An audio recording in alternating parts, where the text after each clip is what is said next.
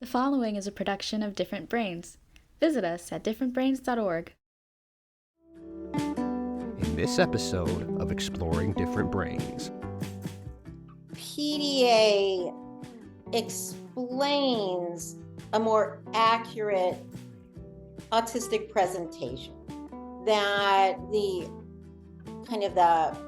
way PDA views autism is this non-stereotypical, broader way that's more inclusive of girls and women, and I think it understands autistic brains better than most conversations, lessons, books, even just about autism.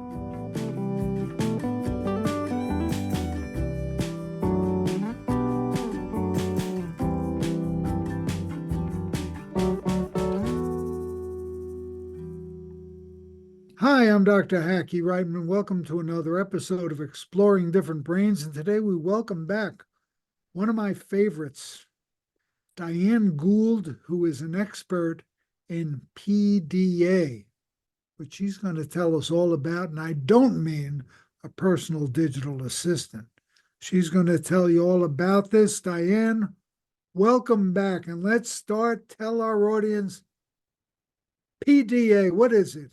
All right. I never heard of that, personal digital assistant. Most people think PDA means public display of affection. So I like your way better. And I don't know if I'm an expert, because the verdict is out whether I am PDA or not. So I think maybe you can only be an expert if you have that lived experience. I might be. I don't know.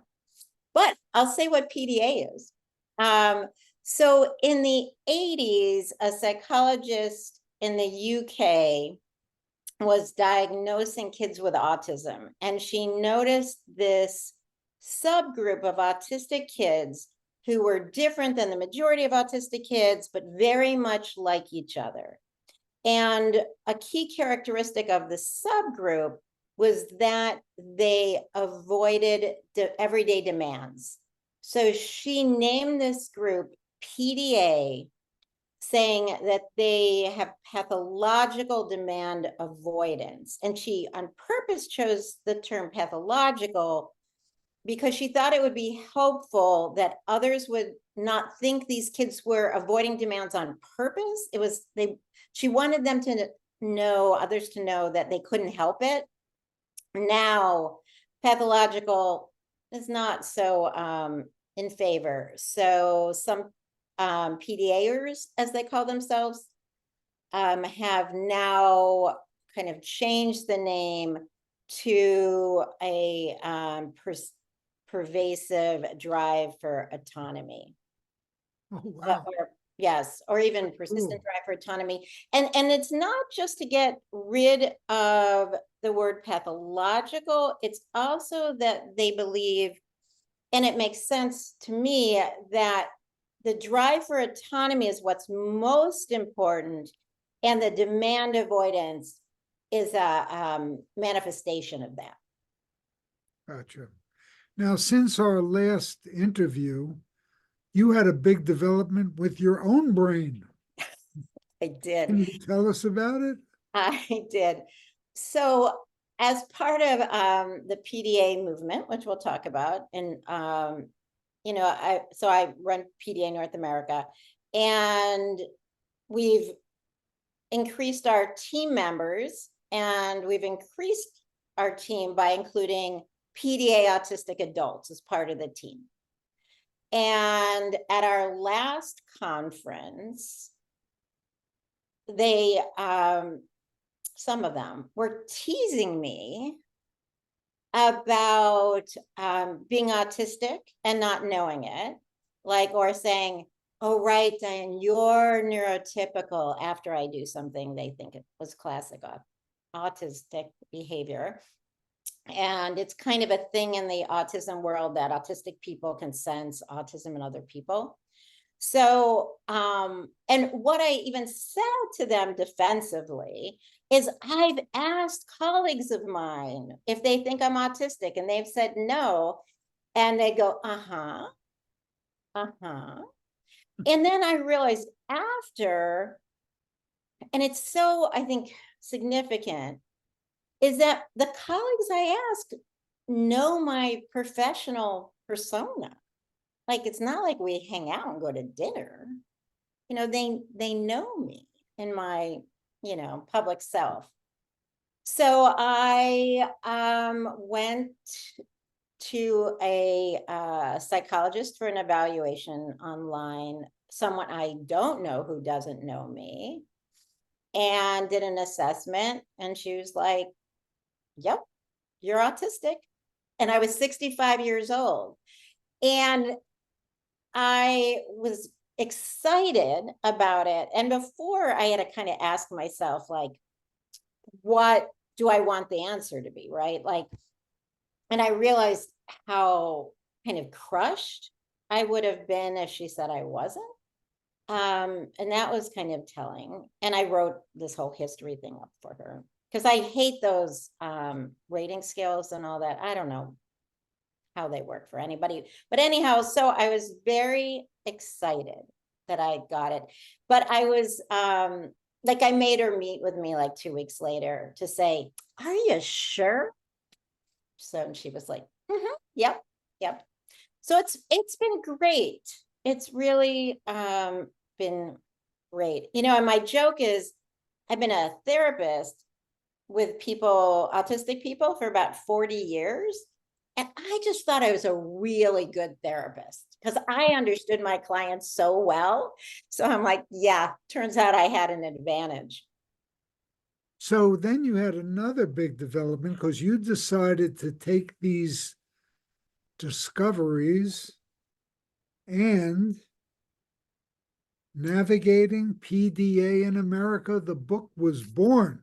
Yes. Here, let's see, hold that up Oh. there again a minute. Even though I was saying earlier too, it's a bit humiliating that I have all these sticky notes. I need to have a copy without all these messy pages, but this is kind of me. No, it's you. It's you. It is me. And this is a book.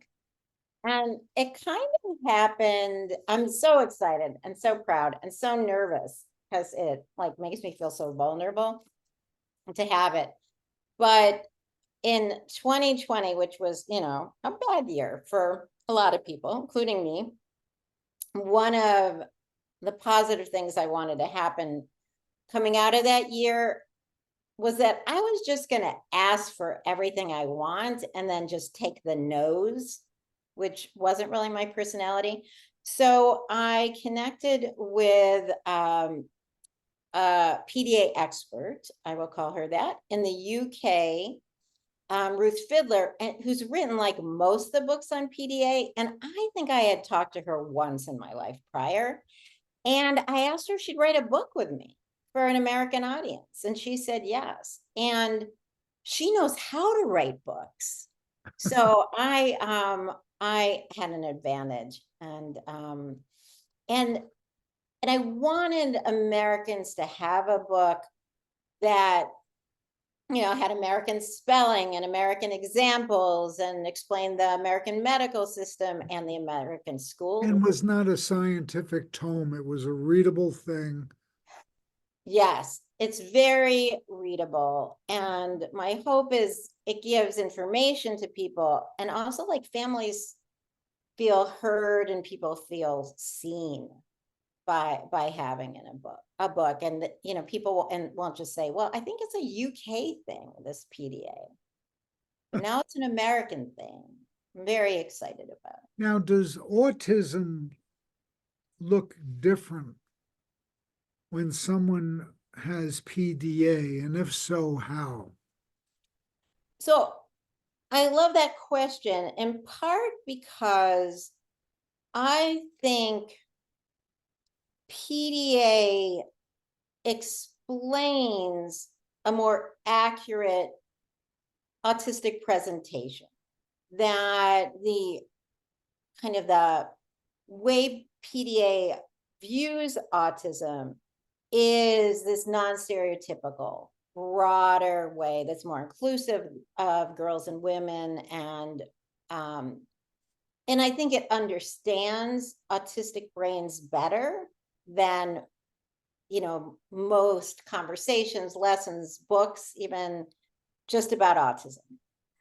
But there are kind of differences in the profile in that PDAers understand kind of the social landscape and what's expected generally more easily than a typical autistic person.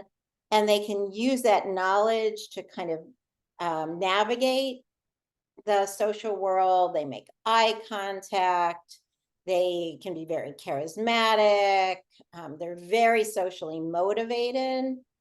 They like spontaneity and don't like routines followed by, set by other people, which is kind of different than how we usually treat autistic people. Behavioral rewards and consequence strategies do not work for this population. And they have this strong drive for autonomy. They kind of need to do things their way. And they're very creative and imaginative too. So would you say there's been a lot of progress in the PDA community? Yeah, I'm really excited about it.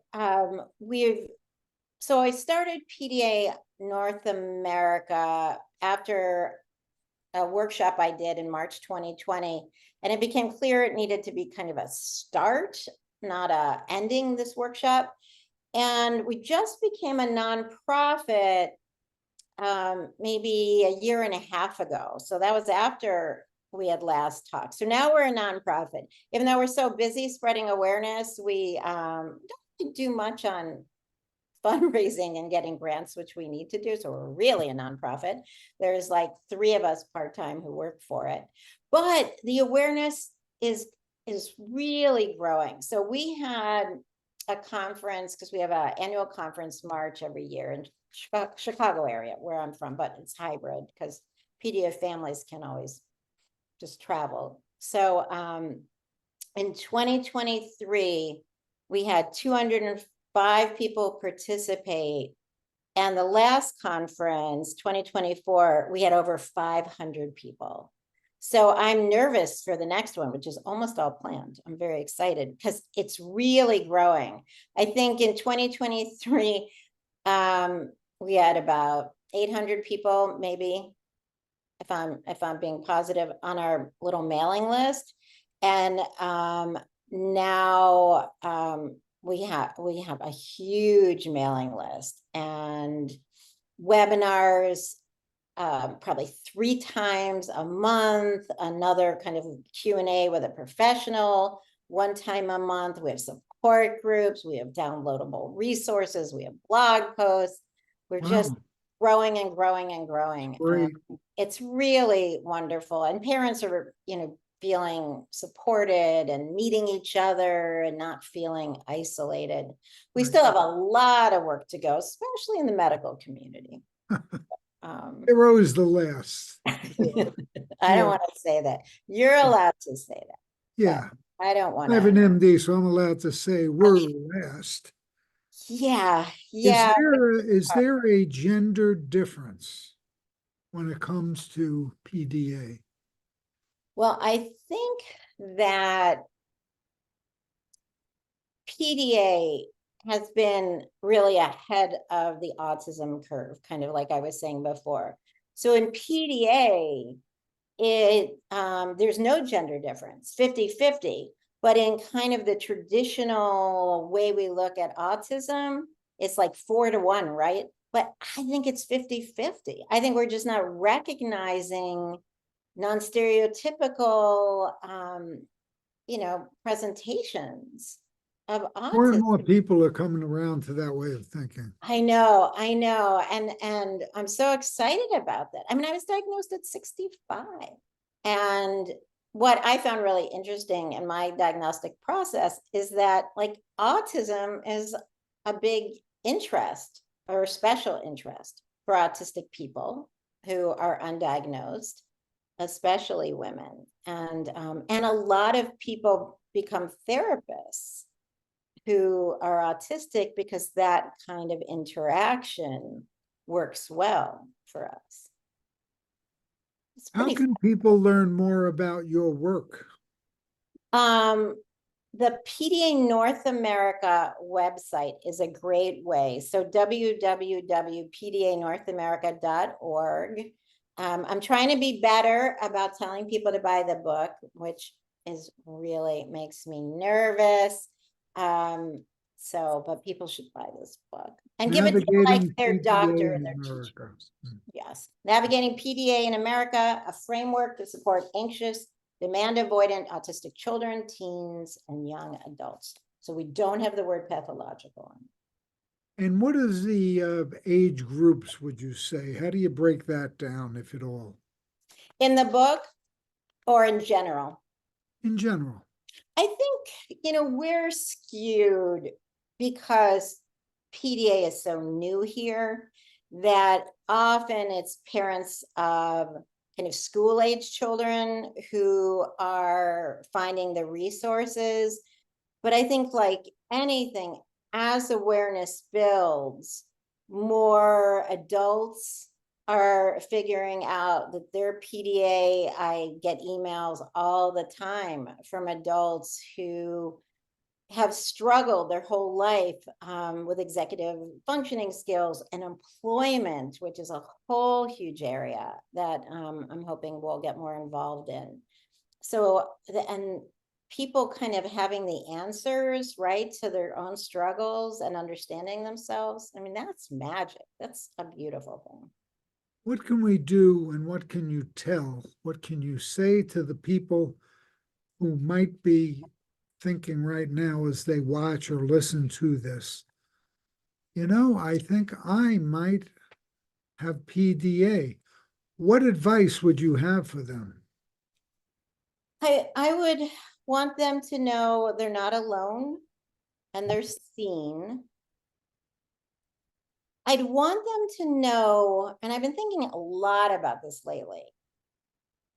I want them to know that independence is a false construct and people need people, and autistic PDA people really need a village, and they need people to help create this village. This whole sense that we have to do things alone is very harmful and false. Most of us don't. And I also think that we just need to stop looking at, the concept that needing others to help us and so give us the support we need, like, is a luxury or something we should be thankful for, whether it's a child in class or an adult who needs support at their job. Like, I think we're all entitled and deserve the best life we can live. And I think for especially PDA individuals, that takes a lot of support, a lot of help from people. And what would you say the incidence is of PDA?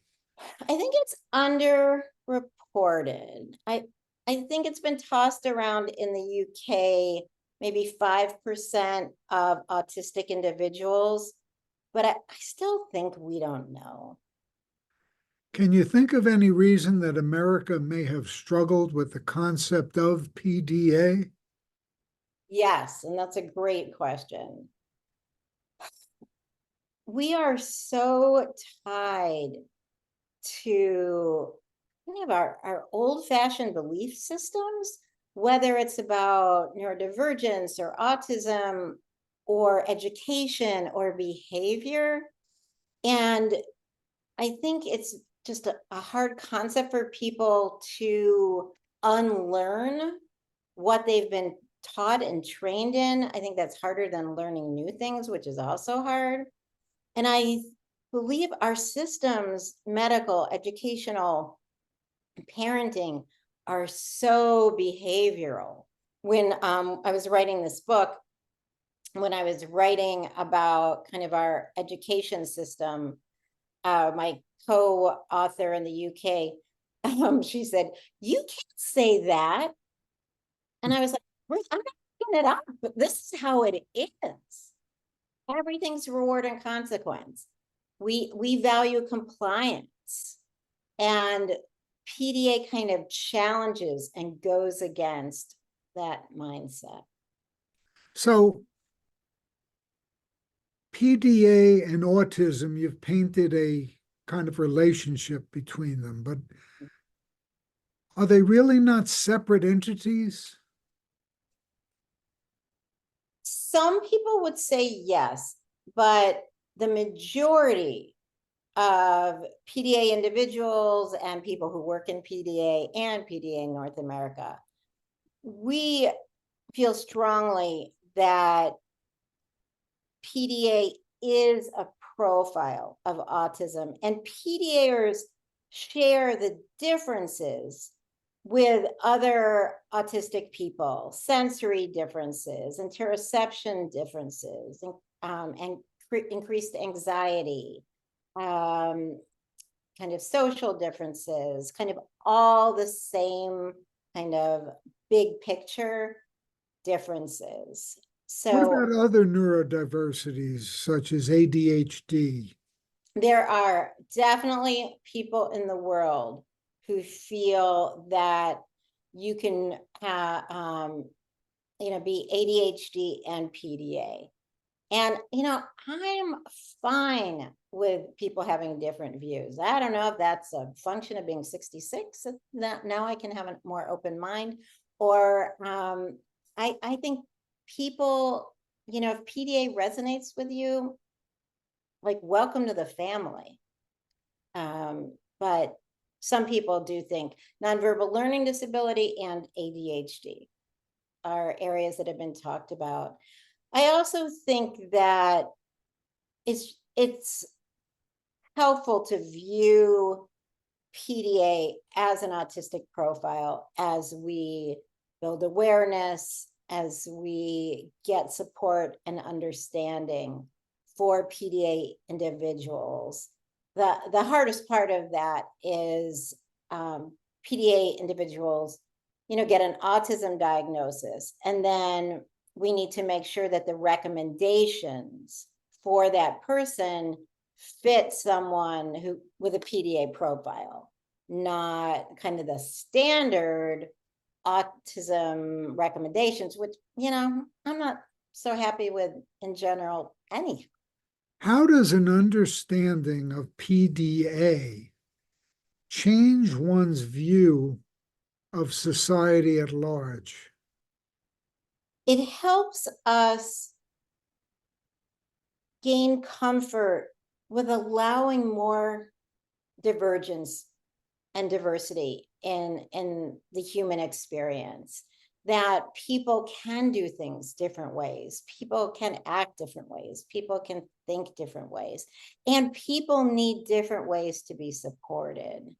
I know as a therapist, what is so striking to me is that I have learned more in, I guess, the 5 years as a therapist working with this population than I had in the decades before, in terms of like figuring out like what makes people tick, or the whys behind behavior, kind of, why people do what they do and what people need. And I mean, that's a gift, I think, for teachers, therapists, professionals, parents, and individuals. Like, that journey of understanding is really the key. Excellent. Thanks. Well, Diane Gould, we learned a lot about PDA. We're going to all go out and get your book, Navigating PDA in America. Thank you. We're going to have you back sometime soon. I would love that. And we're going to be looking for PDA to get more on the national and international agenda And be addressed. thanks so much for your help with that. This podcast really has helped. So I so appreciate it. Well, thank you very much, and we hope you won't be a stranger. Diane Gould, thank you. Thank you so much. Exploring Different Brains is a production of Different Brains. Visit us at differentbrains.org.